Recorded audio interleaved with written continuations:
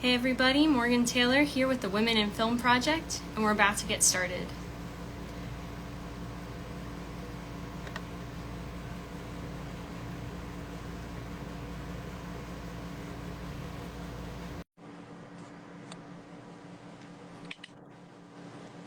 Hi Jaina. Hey, how's it going? It's going good. How are you? I'm good. I'm good. Awesome to meet you. Yeah, you too. Now, we'll just give it a couple minutes as people trickle into the room. Um, in the meantime, awesome background. Thank you. It's the roof of the tiny room that I built. Nice. Is Yeah, it so hot where you are? yes, it is a little on the miserable side, um, to the point where I normally turn off my air conditioning when I do these for sound, and I'm like, nope, Not keep today. it. Not today, it's fine. Wishing the air conditioner would work a little bit harder, to be I honest. know. Pull your weight, okay? I know this heat wave is pretty relentless. Yeah, you're in Massachusetts? Mm-hmm. Mm-hmm. Yeah, I'm hoping it breaks soon. I know it rained today and it still did not. I was like, oh, finally rain, and it's still very hot out. So I don't know what's going on. It needs to cooperate, you know. Yeah, so I see everyone trickling in. If you could drop a quick little comment, let us know where you're watching from. It's awesome that the Women in Film Project is becoming kind of a global movement. We have women filmmakers from all around the US and around the world, and people tuning in from all over. So let us know where you're tuning in from. Oh, someone has a thunderstorm now. Look at that. All right. I see Texas. Awesome. Great. Yeah, so let's get started as people are going to keep trickling in, and as always, everyone, if you have questions and answers, we're here to answer them. So there's a Q&A box at the bottom of the screen. Feel free to drop in your questions, and yeah, anything film related, industry related, Jaina, your story related, we have a lot to talk about. So Cool. I'm excited. yeah, so I'm Morgan Taylor. I'm the host of the Women in Film Project, and the for people who don't know, the Women in Film Project is all about telling inspiring stories of accomplished filmmakers from all around the world. So we're forming community and helping people along the journey of filmmaking, wherever you are. If you're just starting out, if you're further along, we're all in this together, and all about really giving advice, being generous with our time and resources, and helping people grow when we're growing together.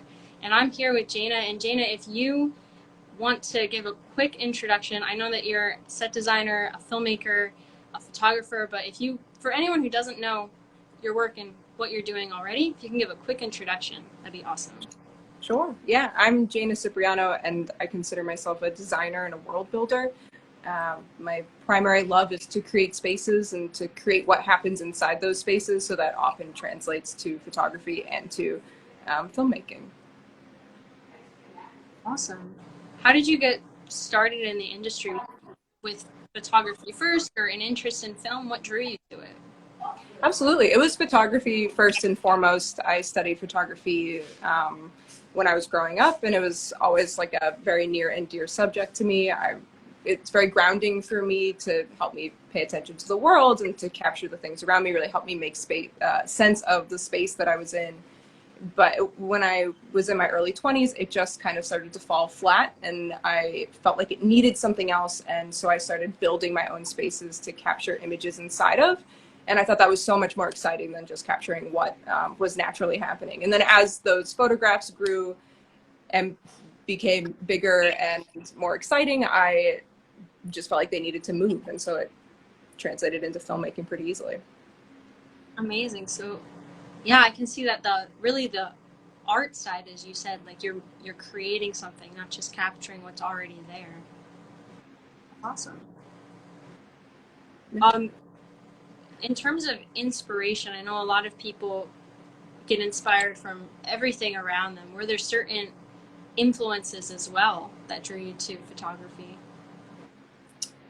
I don't know. I was never I didn't consume a lot of photography. I consumed a lot of media growing up. Like I watched a lot of cartoons and I watched a lot of films. And I really think that cartoons and films are what influenced the way that I see things photographically. But there are great photographers. Like I love Nan Golden's work a lot. Gregory Kruzen's work is really inspiring to me, which is funny because when I learned about him in school, I was like, oh, what a hack. Like he builds everything that he shoots. Like that's not photography. That's not real. Which is just a funny thing that I thought now, considering what I do. Yeah. Was that something that you thought of like early on? You didn't want to build, or was that something that was a conundrum at all? Yeah, I very much felt that if I were to touch anything that I was going to photograph, then it would make it illegitimate or it would make it like not true. Like, I really wanted to be a photojournalist and I felt like that I had to be really impartial to what I was photographing and really disconnected from whatever I was observing. So it was a really big switch for me. Yeah. Now, when was that, like, how did that switch happen? Was it over a period of time, or like maybe finding truth in art? What did that look like? It was in my early 20s, and I think looking back, what happened was that my life itself started to feel really out of control, and I felt like I needed to take control through something else. And so rather than capturing what was happening to me, I wanted to create what was happening to me. So it was really like an emotional impulse that I think I needed to keep myself stable and grounded during a really turbulent time. And it just was so much fun that I couldn't stop doing it. Oh, that's awesome. I love that when it's because people are drawn to things for different reasons, and a lot of times when it's fun, when you enjoy it, that's a really great drawing factor. You know, just like wow, Absolutely. working, it's an outlet of creativity. I'm getting a lot out of it myself. Right. It's a hard thing. Like committing yourself to any creative practice is really hard. So it has to be fun or you're just gonna like go screaming out the door eventually. Yeah. Speaking of the creative process, when people, because that just made me think about, I saw one of those TikTok, Instagram reel things, and it's like, oh, the creative process of you have to be bad at it first. A lot of people approach creativity with like, I want to be great at it right away, and that becomes an inhibitor almost. Do you have anything to say to that process? Oh, absolutely. I mean, the first one is very, very true. But I think that you have to be okay with learning through failure, or reframing failure. I was thinking the other day about how I was trying to think of like when's the last time I felt like I had really failed at something. And I really couldn't pull anything up because I feel like for myself, I've really reframed that into like I am just learning and figuring things out. And like, yeah, I hit walls and there's times where things don't feel like they're going to happen the way that I had originally planned, but it's not a failure. It's just like a moment to consider where I'm headed and if maybe that's not the right direction and how else we can make something work. So it just is just get rid of the word failure. I don't think it in the creative realm, at least, and maybe in the rest of my life, I don't know if I've become this zen, but in the creative world, it's just a Yeah, reframing. I like that. Reframing it so it's not like, oh no, I made a mistake. It's like, okay, here's something to learn from, to grow from, or like maybe a new way that I hadn't thought of before to do something. Absolutely. Yeah, and it gives you space to try and figure out how to do things. Like I like to go into things not knowing how I'm gonna get to the end of something. Like I do that intentionally because I like to be in that space where I don't really have any idea what's going on because I think I can surprise myself and my output can be really surprising. So if I was worried about failure, I wouldn't be able to do that. Mhm. Yeah, 'cause that if you're worried about failure, it's like, okay, then maybe you're not, or like perfectionism. Getting started is really hard, Right. and you can't really get where you're going if you don't get started in the first place. Right. Exactly. And I think that bad art is better than no art. So I'd rather make something bad than make nothing. Love that. Yeah, creating. Well, awesome. So for the Women in Film Project, a lot of times I love to talk about your career and your journey too for people who maybe they're starting out in your field in particular, or they're curious about what you do. What did the beginning of your career and that transition into filmmaking, what did that look like for you? Sure. It was doing a lot of my own stuff first. I think that's a fun space to be in, like getting a group of friends together or working on a friend thing, because it gives you a lot of room to fail or to figure out, things that you don't know, since it's an entirely new industry. So I was really lucky to have a good group of friends, and we were able to like kind of play around together and figure things out, and no one's getting paid and we're not really working under a time constraint. So there's a lot of room for exploration and feeling things out and kind of figuring out like what am I interested in? Like I worked as a DP and I was like, I hate holding the camera. I don't like this. Like I enjoy designing lights, but I don't really enjoy putting lights up and moving them around. Like that's not a fun thing for me. So it's slowly trying to figure out like what space you want to be in. And then it was just so clear to me. Like I was like, oh, I'm obsessed with what space looks like and what you can do with space, and how changing the space can change what the camera sees and change how actors react to spaces. And I think there's just so much room to play in here that it was so easy for me to fall into it. Yeah. Were you just jumping around on the same sets or trying something new every time when you were switching, or like trying being a DP or trying doing something else? Was that They were usually different projects. So I would go on to a project as one thing, and I would finish it and I would have a good time, but I would leave and be like, that was not the thing that Jaina wants to do. Yeah, that's great. And even allowing that space of like, you're not stuck with your choices, especially in the creative world. It's like you can always pivot, but to try is huge. Yeah, and the creative world is such a great place to experience like different workflows, because they all feed each other. So there's never like wasted time. I'm never like, oh man, I can't believe I did that job. It's like, oh, now I know how to communicate with a different department, or I have a different way of seeing things, and it makes the thing that I want to do even more seamless. Yeah. Yeah, you learn from every project. You take something away, whether it's like, oh, I don't like doing this, or maybe learning something for a different perspective, because you learn a lot about lights from camera and back and forth. It's a good film is huge because it's such a collaborative process. You can feel your utility, but with all of the skills, or the ones that are meaningful to you in your practice. Mm-hmm. Mm-hmm. And every department has like a different language almost that they're speaking. So it's nice to work with different people, so you can kind of pick up that lingo so you can communicate better too. Yeah, that's probably a huge strength moving into a project where, for you, are there certain departments that you work closely with? Usually with the lighting and the camera department. So I'm usually there like on the monitor and like checking, you know, what is on screen and adjusting things from there. So I come onto a project pretty early on. Like usually it's like me and the DP are the first people on a project as a production designer, and then it's kind of like, what is the look of this film going to be? Like, are we going to use lights inside? Are we not going to use lights inside? Like, how are we going to light things? How are we going to shoot things? We kind of build the world together. Awesome. And sometimes we talk about how, a collaboration that is filmmaking within your department, how much of delegation, teamwork in your department, what does that look like? It's great when you have other people to work with. I work on a lot of low budget stuff, and a lot of times it's just me.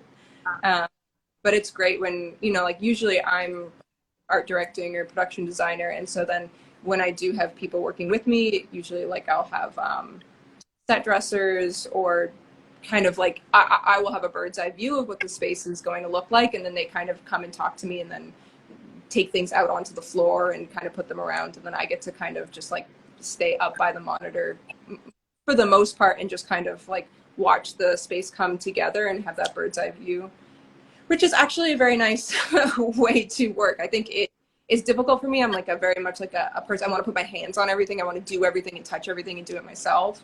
But having like staying in that bird's eye view a place, and if you can communicate with people well, I think it actually can make things work faster, which is still, I feel like, a thing I'm still shocked by and still learning. Yeah, it's the big picture and the little picture go, you know, like every layer works together, and it's important to, yeah, without the bird's eye view, how do you're almost directing within your department too, of like making Hmm. everything look the way that it's supposed to look. Yeah, exactly. Wow, I love that. Um, are there certain projects you worked on, or things that you're very proud of in your work? Yeah. Yeah, I mean, I'm excited about everything that I've done. We just finished a small short film last weekend where I got to work with the DP and the lighting department to light this really beautiful insert at like a funeral home. So I had this lovely bouquet, I was like a funeral spray that I bought, which made everyone in my life think that my mother had died because I had to like have it delivered to me, and I had to tell everyone like, no, it's not for me. It's like for a film. Which is always like a fun production design thing. Like, oh, why are you buying this weird thing? But we get to light. It just I as coming from a photography background, I'm really obsessed with light. So it's always really fun when you get to do something like really dreamy or special or lovely, and I get to like put something cool in a space, and then the light on top of it makes it like twice as cool. I'm always like, yes, that's what I love. And yeah, I can hear it in the excitement in your voice. It's like, wow, like it, look at this, it's amazing. And then it is a similar feeling when you see it on the screen afterwards, like because it's even in the room, it probably looks super cool, but then when you see it on camera, and the way that translates. Yeah, a lot of times it looks even better on screen, which is exciting too. And you get a little distance from it, so you get to kind of like forget, and then you're like, oh yeah, I did that, or like I remember working on that. It really did come out well. Like that's so cool. Ah, that's so cool. Um, so everyone who's watching, feel free to drop questions in the Q&A. I have some questions here as well, but we'd love to answer all of your questions. So Jaina, I'm curious about the types of projects. Like, how do you choose a project? Whether that's, you know, like a networking aspect, people that you know who give you a call, or certain themes that you're interested in, that you're drawn to, you know, or certain maybe looks, and like, oh, I want to make something that looks like this. What draws you to a project that you choose to Hmm. make on? My motto right now is if you're doing something, you should either be earning or learning. So either it's good money, and it may not be that exciting, or it's not great money, but it's a really cool opportunity to either like work with a really wonderful team, or you know, create a really wonderful space. I personally love to work in like very cartoony or dreamlike or surreal spaces. That's really like my bread and butter, and the weirder the better, or the bigger the better. I really love stuff like that. But it's also nice to just work with like a great team and do things I wouldn't normally do. Like the film we wrapped the other weekend is a pretty, in terms of production design, was like a pretty simple film, and it was really like making this house feel really warm and lovely and homey, which like in terms of like excitement, it's not that exciting, but the team was really lovely, and it's always great to like get out of my comfort zone and move into something that is a little bit different, because I think it's important to not challenge yourself, but to look at things you wouldn't normally look at. It's really easy to get into like a vacuum and be like obsessed with my same like three colors and like four emotions. So it's nice to get out of that and be like, oh, I this doesn't like excite me to my bones, but I'm having a good time. Yeah. Is there any degree of almost like typecast, but or like if you would do the same types of projects in a row, is that ever something like trying to pick something different? Like you mentioned, different colors, different, um, just different. Is that a drawing factor too? Yeah, definitely. I don't like to do, or I try to not do the same things over and over. Sometimes when I look at my work, I'm like, wow, I really am like operating off of this like little thing inside me, and I'm kind of picking similar like aspects of it to bring out. But I really try to be always moving forward. I love that. And I love the earning or learning. I think that's huge. And I think that kind of applies to every field. It's like you Hmm. want something that is either, you know, like it's putting money in your pocket and helping you live your life and enjoy your life in that way, or it's fun and you're learning something and you have this motivation behind it. Like you're making art, you're meeting new people, it's exciting. That's a Right. good way. Yeah, ideally it would be both, right? You know, ideally you would someday you'll find the position or the job where you get both, but one of them is good enough, and if you have neither, then I'm like, it's time to get out. Mm, that's good. Little red flag to look for. Mm-hmm. Definitely. Is this feeding my wallet or my soul? Right.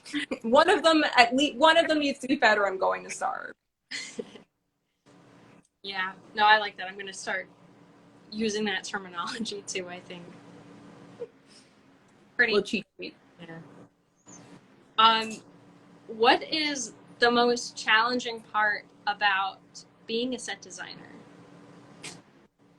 It's probably communication.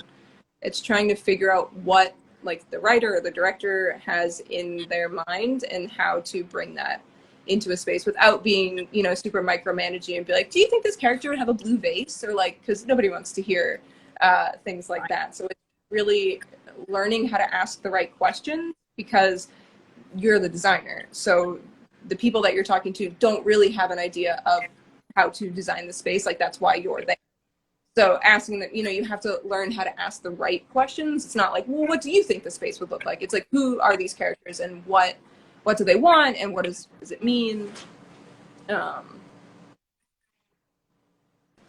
and so learning how to ask those questions and then taking the information that you get from those questions and figuring out how to create a space using that. And for me personally, I feel like it all stems from emotions. I don't know how other people do it, but for me, it's really like working out of my gut, like 90% of the time.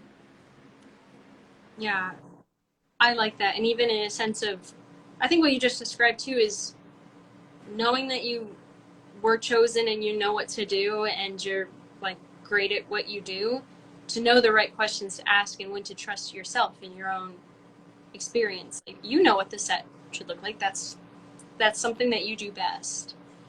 And then communicating from there. Mm-hmm. Is is there ever any like is that something you're always super confident about? Like you know what to do? Is that ever like a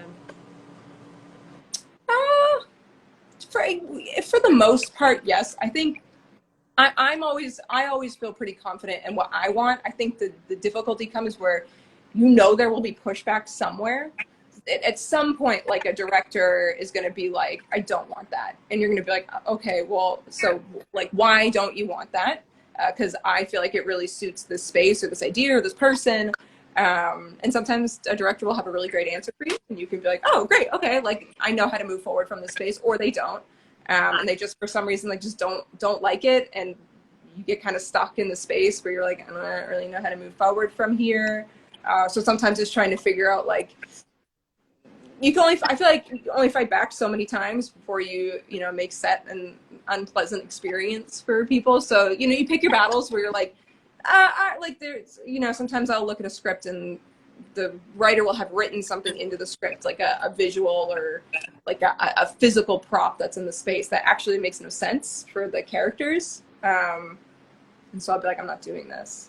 And a lot of times people are pretty receptive to that and are like, okay, that's fine. Like we trust you. But sometimes they're like, no, I need to have this in my space. Like I require this in my film. And you have to be like, okay, well, we'll try and figure out a way to fit it in. That makes sense.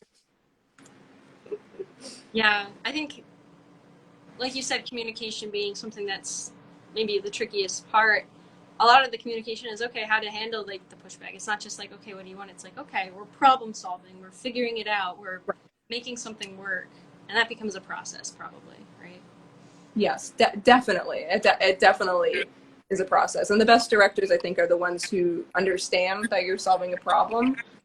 So they're like there with you and are able to talk through it and aren't just like, no, like this has to exist in the space for, and they can't give you a reason for it. Because if you can't give me a like everything in the space should have a reason.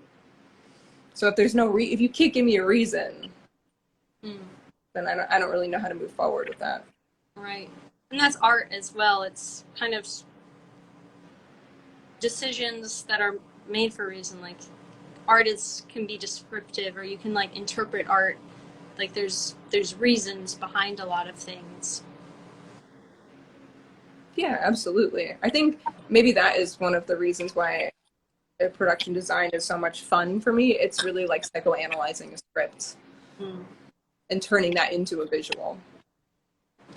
Is there anything specific you do with that, like a whether color theory or things that are maybe more intricate of like this evoke like you're relating it to color, you're relating it to patterns, or what?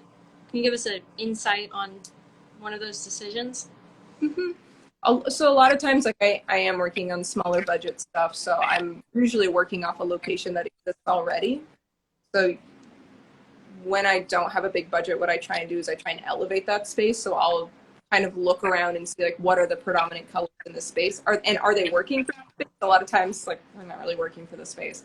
And if they're not working, what can I bring in? Because like I'm, we're using someone's house. I can't paint the walls. Like I don't have $3,000 to put a new couch in. So like what can I do with like fabrics and props and flowers and lighting to really take the color palette that because I work a lot in color. That's one way that I really see. So how can I take the color palette that already exists and kind of elevate it and pull it together and make it feel really cohesive and make it tell the story that the director wants. I like that. And that's also like again problem solving. You're working with what you have. You're figuring it out, and sometimes that's budget. But I love the idea of just working in color and thinking about that. That's because that's something that I think everybody who's watching, no matter what discipline within filmmaking you're leaning into or going after, it's this series has been wonderful because we get to hear from all of the different departments. And yeah, I think color is a huge part. Film is a visual medium, and you can really paint with the visuals. Absolutely. And color is such a cheap way to make things look good too. Like you're not always going to be able to get your hands on like a big antique vase or something, but you can get your hands on like a $4 color vase from Savers or something. So as long as you're really intentional with your color choices, you can make things that aren't expensive look really elevated. I like that, and that's a good, I guess, a good tip of the trade too for people who are getting started. Um, it would there be other advice you think that's maybe something small and specific for maybe a yeah like or even generally if somebody who is like a new set designer came to you with advice like I'm just getting started, what are your 3 tips, please help, you know. Please help. Help. I I mean, I think the most important thing is that things are going to look different on camera than they do in real life. Um, in 2 ways. And the first way being physically, for some reason, things look different on camera than they look through your eyeballs. So always look at the camera when you're designing a space because something that you think won't work may actually work, and like vice versa. You may be like, this looks amazing, and then you look through the camera and you're like, what is going on? So maybe a DP can explain what phenomenon that is. I am not sure what's going on there, but there is that aspect of things. But then there's also like the ability to kind of know like what is I'm totally losing my train of thought. It's totally gone. But the first one, like Yeah. look through the monitor and know like what is going on with the space. Okay. No, that's huge because again, it's a different medium, and when you're doing everyone's working together, all the different departments, that's it makes a big difference. Even I'm sure things like because then after the DP you have like people who are colorists who then add to, so it's something that's constantly shaping and evolving. Um, so that's huge to know, and almost like it doesn't stop when the set is done because then it goes to the other departments and like it moves down the line, kind of like a script is a blueprint. That It is doesn't true. stop when it's written. It almost stops when the audience takes it in and experiences the film. Absolutely, yeah. Yeah. Also, I love that. Um, in terms of either networking or, how did you meet the right people, whether to get on a set or, find places in your area? What did that journey look like for you? It was slow. For a while, it was, I feel like, thank God for social media, right? You can kind of put out whatever it is you're interested in on social media, and people will kind of find you. So it was slow going, and it started like that. I was doing some of my own projects and met a few people through that, and it's just exponential. So you meet one person, and then they show you their friend who's like doing what you're doing, but like a little bit better. And then you meet them, and then they show you their friend who's doing what you're doing, but a little bit more. And then eventually you just have eventually you'll meet the one person who has like an enormous network of people, and you're like, oh, great. I didn't even know there was a community here. Like, I went so long working by myself or with like two or three other people that the fact that there was a big community was kind of a shock to me. Now, was that so that community was brought to you by a particular person that you met instead of like, because some people have met people through Facebook groups, through messaging people. For you, it was just organically meeting people along the way. Pretty much, yeah. It was my last short film that we did in 2020 or 2021. I guess, who knows? I don't know. Time is real anymore, but there was one guy and my friend Ben who came onto that film who just brought so many people with him. And I was like, wow, I didn't know like this was just going to be like a thing. Like, me and my buddies were doing like, like the six of us or whatever, just kind of like hunkering down and quarantining. And he kind of turned it into like a big production for me, which is like my first like time being on like, a big set. And I was like, oh, wow. And then just kind of from there, it was like, now I know so many people who work in film, and it's just everywhere I go, everyone I know is in film. It's amazing. And I think that's good hope for people who maybe if the journey is slow, that doesn't mean that it's not going to suddenly take off exponentially. Like the right people could be right around the corner. Absolutely. I have a big mantra of like never saying no to a good opportunity, because you don't know where it's going to go, or even if the opportunity doesn't feel like big. Like, I got my first big art show because I took 3 cell phone photos of mine and put them in a zine that like one of my high school friends had created. I hadn't heard from him in years, and he was like, oh, put your photos on my zine. And I was like, okay, sure, sure, I'll do it. And then one of the other people who put their photos in was like, oh, I work at a gallery, and the guy who runs the gallery loved your work, and that was how I got a show. And I was like, oh, like that never would have occurred to me that connection would have happened through like just this small project of 5 people. So you never know what's on the other side of something. It could be something huge, or it could be nothing at all. Right, but being open and almost not, because if you say no to opportunities, and there are probably reasons to say no to opportunities, but when you say yes, or like you're open to things, that opportunity can lead to something else. And again, you never know where it can lead. So it's almost being open for whatever the future has in store. Right. Right. And really, and not trying not to project out. Like, you don't know what's going to happen. So like, just be open and let things happen to you. Yeah. That's almost that reminds me of how, like, say when we're worried or anxious or like, oh no, what's going to happen next? It's like that doesn't help very much, because that doesn't affect the outcome really at all, but it's also, you don't know. And I don't think worrying about it will kind of help you know. I know, it would be great to be able to apply that into like the normal aspects of my life, right? Stop worrying in general. It's a journey. We're all on the same journey. Yeah, but I think it's good when in a creative career to almost let it unfold and become something, because maybe you start in one discipline or one department, and it evolves into something else. We had people on the podcast who started in something unrelated to film, and then they had in their heart to go into film, and it was just a little like a switch of, I want to try this, and then they're very successful in growing in their career. So being open even for big changes. Absolutely. Yeah.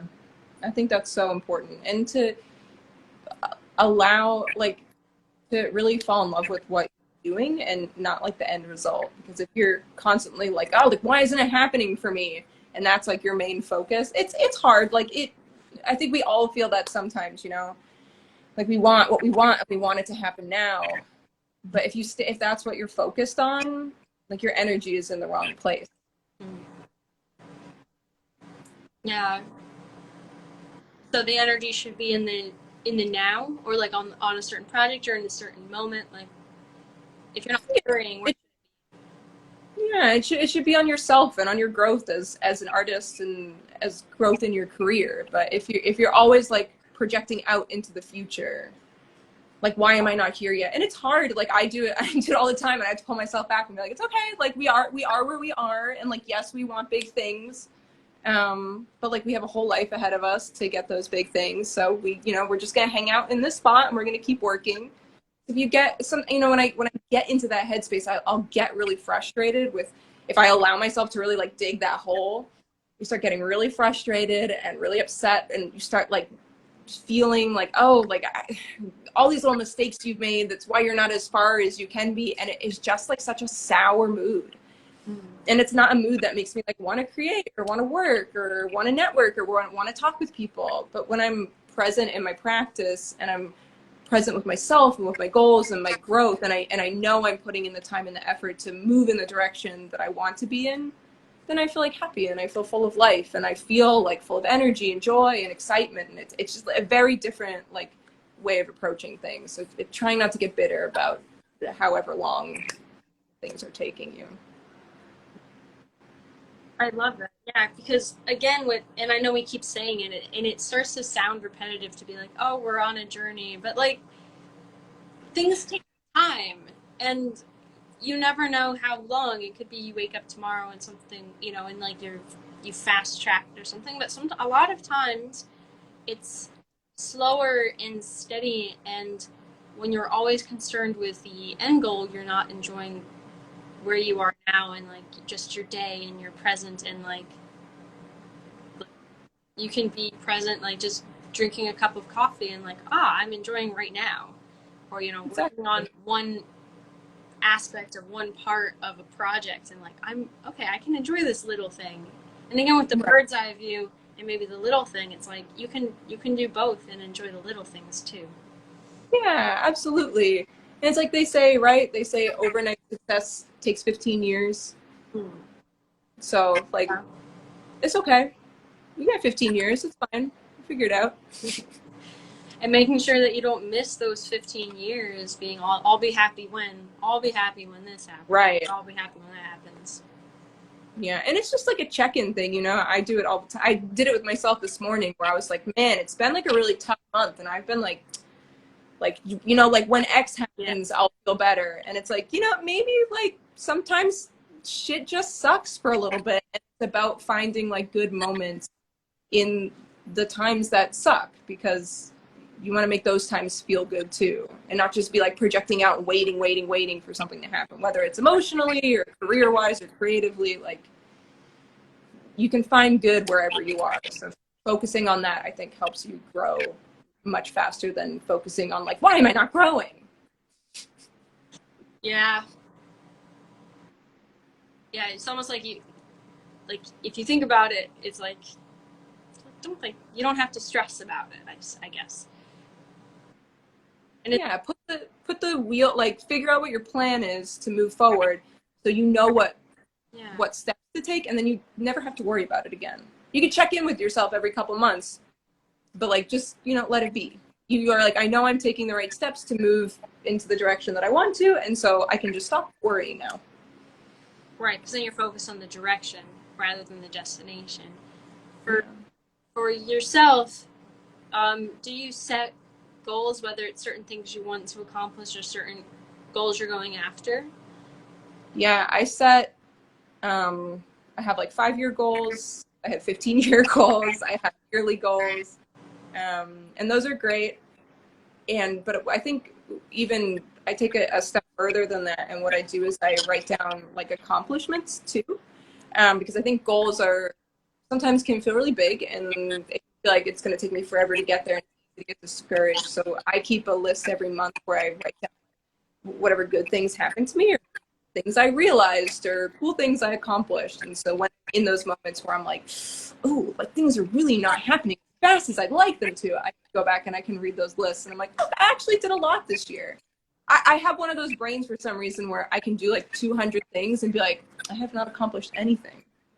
I don't know what's going on. So having that list in conjunction with my goals, they kind of, it's like research for the goals, I guess, or like, it shows me like what I've done and how much closer I am.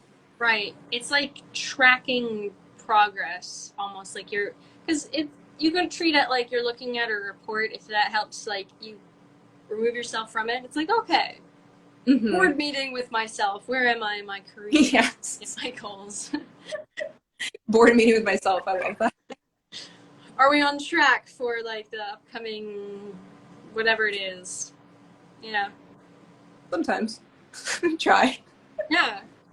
And when you're not where you want to be, just knowing that that's okay too. And sometimes getting out of bed is like an accomplishment, you know? Like it's hard to like to only you don't want to only be happy with yourself when you're doing something huge. Sometimes it's the little things. It's true. I'm looking at some of my other questions here, and if anyone who's watching has questions as well, feel free to keep dropping them in the Q&A box. Hey, go for it. See if you can stump me. Yeah. We shall try.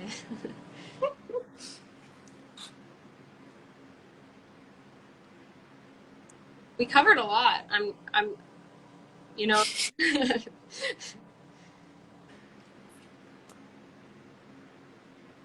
I guess, how do you network now? You found a good community. Is that something that you look to expand or bring people into that community? Or do you, are you always trying to expand your network? What does that look like for you? Maybe like trying to get to where you're going in regard to meeting people.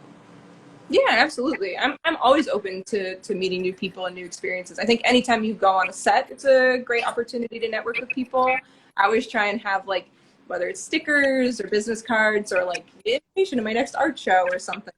And you meet cool people and you're like, here, take a thing, like take it home, remember me, like don't forget about me. I think little things like that are fun. But life is just like one big networking event. You never know where you're gonna go and who you're gonna meet. I really love that openness. I gotta say, so like being open. It's like, all right, life. What's next? Yeah, throw it at me. Let's see what you got. I really should like not challenge the universe like that. I don't. Yeah. It's funny. I feel like I did that once as a child, like on the beach, and I was like, bring it on to like a wave, and then literally like I tumbled and like the whoosh whoosh whoosh whoosh whoosh, and it didn't go well. But yeah, you could still be open maybe without like yeah, hit me with your best shot is probably not the best of angles with that. Yeah, do you have any advice particularly for women filmmakers and women who are breaking into the industry? Anything, if anything comes to mind with that? Yeah, I think like to be tough, like go take up boxing or something like that, because like both the film industry, like the photography industry and like the construction industry and every industry I've ever been in is very male dominated. And there's a lot of great men. I know a lot of really great men, but there's also a lot of people you're going to, just like butt up against. And I think as women, it's easier for us to be really empathetic and to try and see things from other people's perspective and to give people a lot of space to be themselves and be open. I know that's a thing that I run into a lot, and I've had to teach myself to be like, it's nothing wrong with standing up for yourself and standing up for like, be like, no, I really don't think that's the right idea, and I do think this is the right idea, and like you hired me to have this idea, so I'm gonna tell you what I think, and like you don't have to be mean about it, and like this is how I think that we should move forward with this. So I think you have to have a really strong sense of self, which is something that you can cultivate like independently from. I find I need like an independent practice from my artistic practice to really solidify who I am and what I want, so that I can take that with me.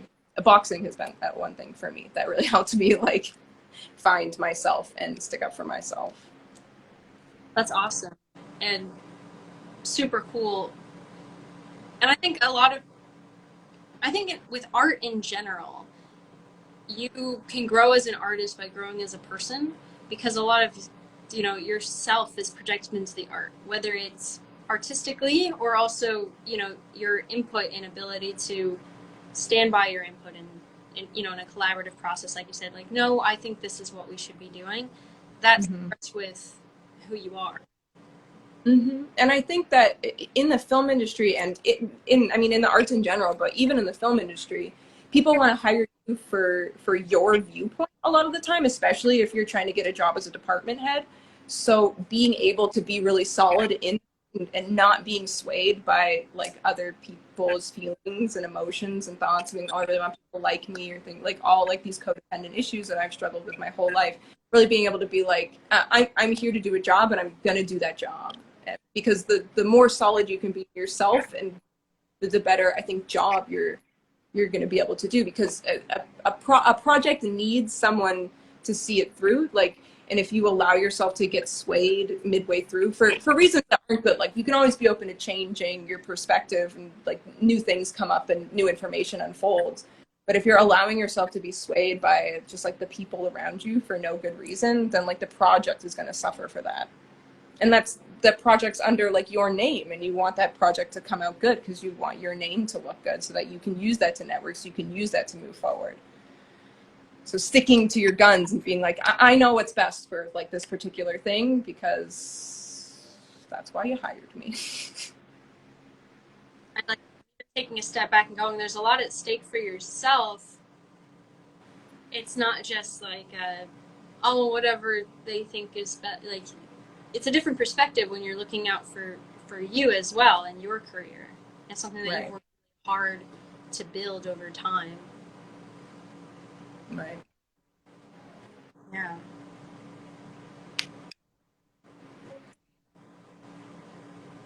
A little bit of my studio because this has sucked up my battery life. I'm gonna plug in.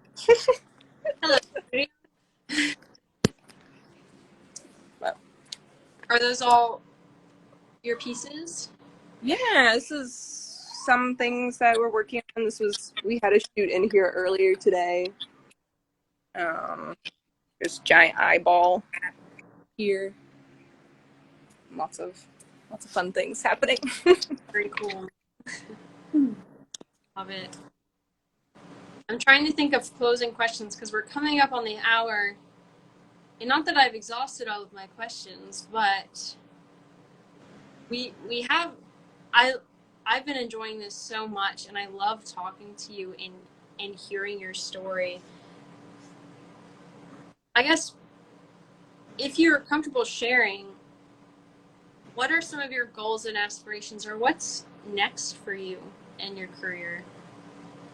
Sure. I think I've been, maybe it's time to get more specific, because I think I've been saying for a couple of years now, just like bigger. Like I just want to work bigger and bigger and bigger. I have these ideas for like huge spaces with huge budgets and things like that. So I've been trying to work those down to more like manageable goals and things that I can actually accomplish. But I do have my first art show as a designer coming up, like branching away from photography a little bit, because I've done a lot of photography shows. And I'll actually be building spaces in this gallery for people to come into and interact with, which is really exciting. And I'm just working right now on opening a design studio. So hopefully we're at my studio, so you can hear people giggling in the hallway. Good. Collaborative process. There are other people. Yeah, it's Friday, so everyone is like, this is when things get rowdy here. But working right now on opening a design studio so that hopefully I can get my vision out into the world and then be hired to create things that really excite me. So then I can take the earning and the learning and put them together. Amazing. I think that's a great goal. And for people who maybe are not, because some people aren't always sure of the direction. They just have the interest in the, it's a beautiful thing to be like, wow, I want to go and do this. But to have a goal, to be doing, getting paid for what you love, and Mm-hmm. like enjoying your your job and how you make your livelihood. And I think film is huge, where if you, in this community of women and the Women in Film Project, we're trying to do that. We're helping connect people so that they can go after their dreams and aspirations, and do what they love as a career in film. So Yeah. yeah, that's a great goal, to just be like, this is what I'm going after. And I think it's so amazing that you're going after it, and working towards opening the studio. Thank you. I think, like, a big applause to anyone who's following their dreams and trying to do, who's watching these and being like, I would love to take that plunge into something, because I think it's really scary, but we all really do only have one life, and so it's worth it. It's worth it to put your all into something, because I truly believe that there are little failures along the way. Like, things don't always work out, and things I think are going to make a lot of money don't make a lot of money. But I think if you really love it, it's what you really want, you'll figure out a way to make it work. Even if it's hard and it's tough, and you have to pick up other like weird jobs along the way, but you make it work. Yeah. How do you feel about the riskiness of going after your dreams? Whether that's like, how do you handle that kind of risk? Is that risk exciting, scary, you know, all of the above?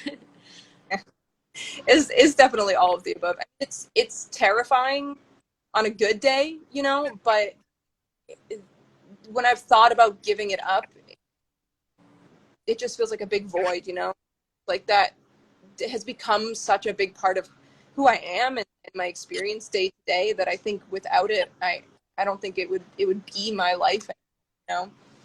I think I've really learned how to exist in that space, for better or for worse, like, it's a very high stress environment, but it's really exciting. Like, I've never been the type of person to like just like do one thing. I like to have a lot of things going on, and I really like the challenge. Like, I accidentally last year started a handyman business, and so I was going like to people's houses. It ended up like not being financially very successful, which was a big lesson for me in pricing and learning about things like that, which is honestly great.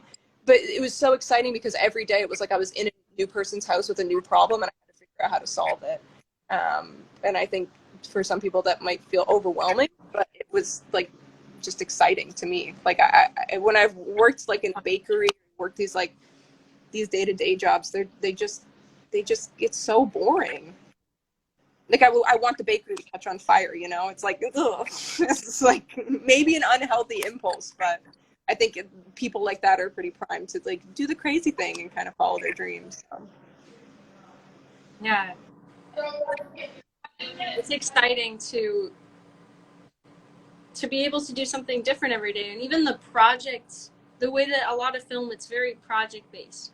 You work on a project, and then you finish that project, and then you get to move on to the next project. So it's that becomes exciting, Mm-hmm. of wrapping and then knowing that, ooh, what's next? Yes. What could it be? What's around the corner?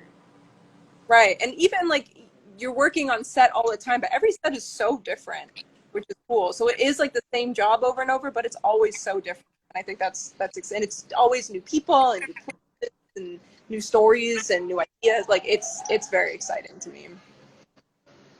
Amazing. Yeah, I think that was very well said.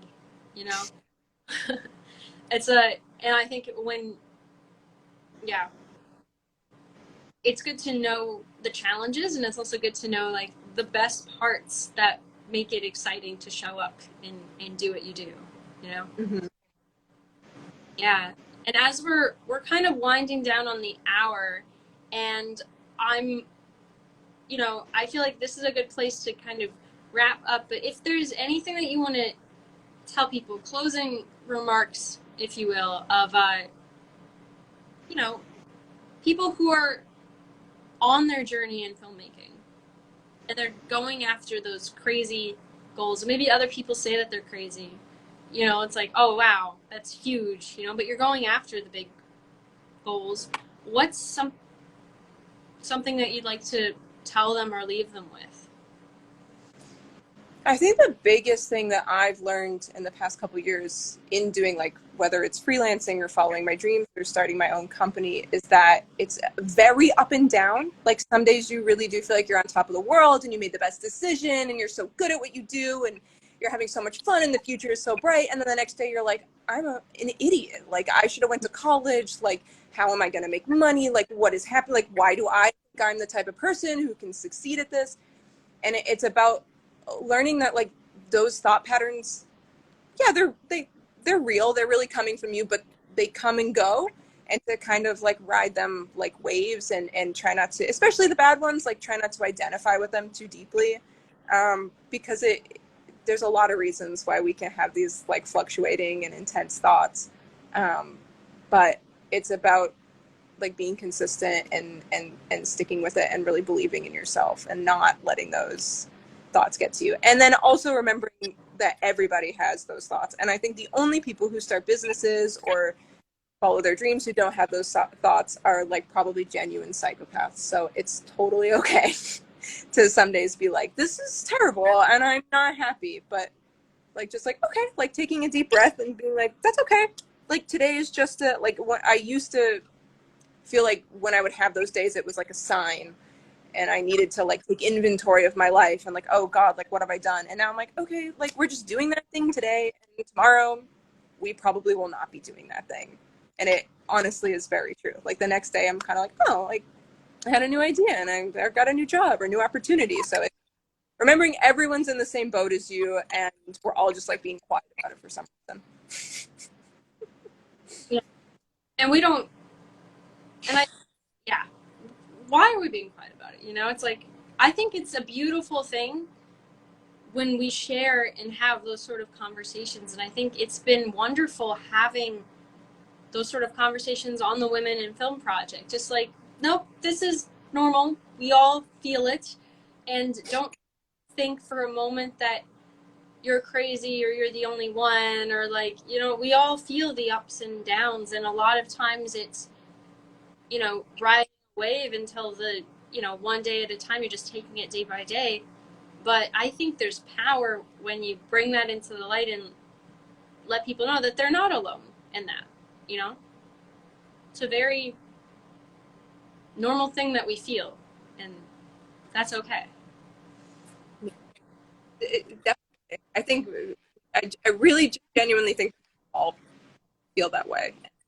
Like I said, like, the people who don't are probably like not very emotional and don't have like a good view on themselves or life, because it's so normal to doubt yourself and your dreams and your thoughts. And I think that's what makes following it so cool, is that you move through those doubts to really get to what you want. Like, if you were delusional and every day woke up and was like, this is going to be easy, like, Okay. like, okay, so like, how, like, was this even like, how was this even a challenge for you? Like, was this difficult? Like, what's commendable about this, you know? But I think that in the struggle is what's really like where you find your strength, and ability to move forward. I love that. And I think that's, yeah, I'm really glad we were able to fit that in and as a way to wrap up, you know, like that's huge. Where even like the commendableness of like the struggle and working through it. And I think you grow as a person as well as grow in your craft on days like that. Absolutely. Wow. Well, amazing. Jaina, I'm so glad that we could have you on here. It's like literally delightful talking with you. And hearing Well, thank your you for this wonderful conversation. I feel better about my dreams in my life now too. So story. Yeah. Yeah, so everybody, if you are not already following Jaina, please go give her a follow and follow like the work that I'm gonna stay in touch and like looking at the things that you're doing. I think we all are coming together as a community. So please give Jaina a follow and keep in touch, you know? And yeah, we'll be back